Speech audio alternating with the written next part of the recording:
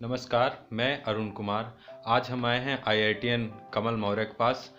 कमल मौर्य इसी वर्ष IIT qualify किए और इस समय ये आईआईएसटी के छात्र हैं।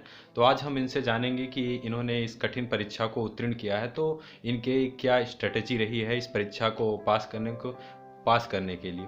तो चलिए जानते हैं कि इन्होंने कितने दिन तैयारी की और कैसे तैयारी की, और जो भी मित्र लोग आईआईटी की तैयारी कर रहे हैं वो इनसे क्या सीख सकते हैं। तो सबसे पहले कमल, कुछ अपने बारे में बताइए। हेलो एवरीवन, मेरा नाम कमल मौर्य है। मैं इसी वर्ष जेई एडवांस की परीक्षा को पास किया है मैंने, और इस समय मैं आईआईएसटी में पढ़ रहा हूँ, Indian institute of space science and technology.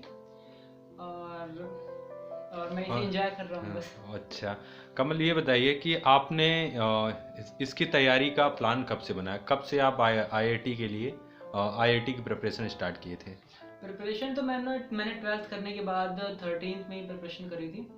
और इसकी प्लान तो मैं 10th से ही करा था, बट मुझे पता नहीं था कि आईएसआरओ की मतलब आईएसआरओ में जाना कैसे है, या उसका जो कॉलेज है आईआईएसटी उसमें जाना कैसे है। इसके बारे में मुझे पता चला था 11th में। मुझे अमन अग्रवाल जी ने बताया था कि आपको आईआईएसटी में जाना चाहिए अगर आपको इसरो में जाना है तो। अच्छा, तो तो इसीलिए यानी कि आपका सपना था बचपन से ही स्पेस में जाने का क्या। हाँ, ये है कि मैं मूवीज काफी देखता था हॉलीवुड अच्छा। की।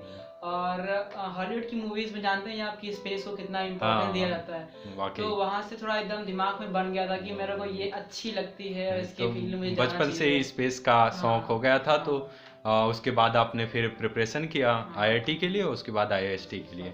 अच्छा ये बताइए, ये परीक्षा तो वैसे काफ़ी कठिन होती है, देश की सबसे कठिन परीक्षा मानी जाती है। अभी भी एक फॉरेन के प्रोफेसर ने आईआईटी के परीक्षा को लेकर देख कर उनके प्रश्नों पर कहा था कि वाकई ये बहुत ही कठिन प्रश्न होते हैं। तो इस संबंध में आप भी काफ़ी प्रॉब्लम फेस किए होंगे अपने लाइफ में, तो आपने कैसे अपने आप को मोटिवेट किया और कैसे इस समस्या से लड़ते रहे दिन प्रतिदिन। नहीं, वैसे परीक्षा तो है कठिन है, लेकिन बस यही है कि हमें खुद पर विश्वास होना चाहिए, अपने गोल को सीधा टारगेट करना चाहिए। अच्छा। और बस अपने पढ़ाई को एंजॉय करिए, बस आपका क्वालिफाई हो जाएगा, आराम से हो जाएगा। अच्छा, तो मैं ये जानना चाहूँगा कि सबसे पहले आपने इस अब तो क्वालिफाई कर लिया, आईआईएसटी में एडमिशन में होगा, तो अब फ्यूचर का क्या प्लान है कि फ्यूचर में अब क्या इसरो में जाना चाहेंगे या नासा में जाना चाहेंगे। फ्यूचर में तो मैं अपने देश के लिए सर्व करना चाहूँगा। अच्छा। मैं आईएसआरओ में ही पढ़ना चाहूँगा, इसरो में ही। आईएसआरओ में ही काम करना चाहूँगा as a scientist, as a या साइंटिस्ट। एक ड्रीम है एस्ट्रोनॉट का, इफ पॉसिबल इन फ्यूचर। तो यानी कि आपका बचपन का सपना है कि आप अंतरिक्ष यात्री बने। हाँ, मैं अंतरिक्ष यात्री बनूं, ये बनना सपना चाहता है। हूँ। अच्छा ठीक है। मैं अपनी आंखों से अपनी दुनिया को देख सकूं। अच्छा, ये सपना है मेरा बचपन वाकई से। बहुत अच्छा सपना है आपका। और मेरा लास्ट क्वेश्चन है आपसे कि अभी इस समय बहुत से मित्र युवा आप ही की तरह तैयारी में लगे हुए हैं, तो मैं चाहूँगा कि आप उनको क्या कहना चाहेंगे कि वो कैसे, आपने भी जैसे अपने जीवन में दिन प्रतिदिन समस्याएं देखी इस कठिन परीक्षा की तैयारी के वक्त, आप उनको क्या कहना चाहेंगे कि वो क्या करें, कि कैसे अपने आप को मोटिवेट रखें।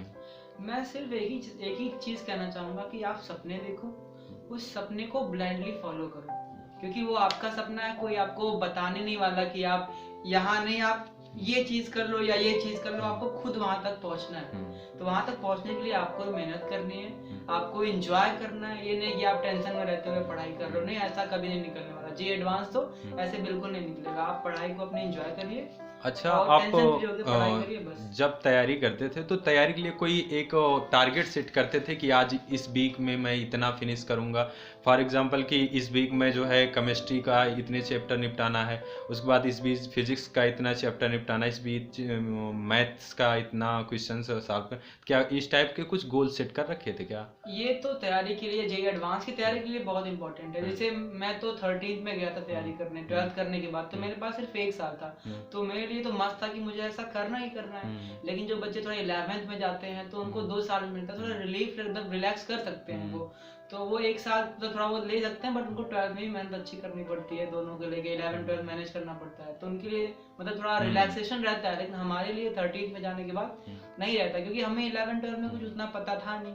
तो वहां पे जाने के बाद थोड़ी सी दिक्कत हुई, तो हमें पूरी प्लानिंग से ही चलना पड़ा आगे। अच्छा, कमल जी ये बताइए हमें कि मेंस और एडवांस इन दोनों के बीच में लगभग 2 से ढाई महीने का टाइम होता, तो इस बीच कैसे अपने इन टाइम को कैसे यूटिलाइज किया जाए अच्छे से कि एडवांस मेंस के बाद एडवांस पहले ही प्रयास में हो जाए।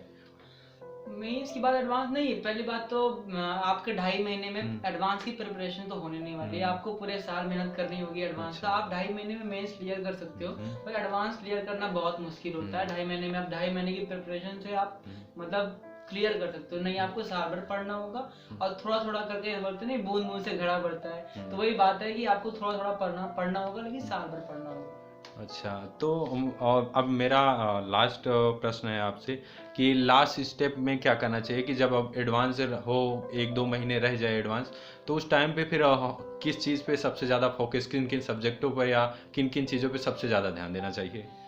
देखिए है तो 3 ही subject, physics chemistry math, but ये अगर आपको एडवांस में अच्छी रैंक लानी, अच्छे कॉलेज में जाना है, तो आपका एक सब्जेक्ट मस्ट अच्छा होना चाहिए, क्योंकि वही रैंक डिसाइड करता है। और 2 आपके होने चाहिए कि मतलब आप उसको अच्छे नंबर ला सकते हो, लेकिन एक अच्छा होना चाहिए। और लास्ट में तो आपके नोट्स जो बनाए रहेंगे साल भर, शॉर्ट नोट्स जो होंगे, वो बहुत इंपॉर्टेंट रोल अदा करते हैं वो, तो वो आपके लिए बहुत इंपॉर्टेंट हो सकते हैं। अच्छा, चलिए कमल जी, बहुत बहुत आपका धन्यवाद। हम आपके उज्जवल भविष्य की कामना करते हैं। आप ऐसे ही पढ़ते रहिए और निश्चित रूप से आप एक दिन स्पेस साइंटिस्ट बने, ऐसी हमारी कामना है। धन्यवाद।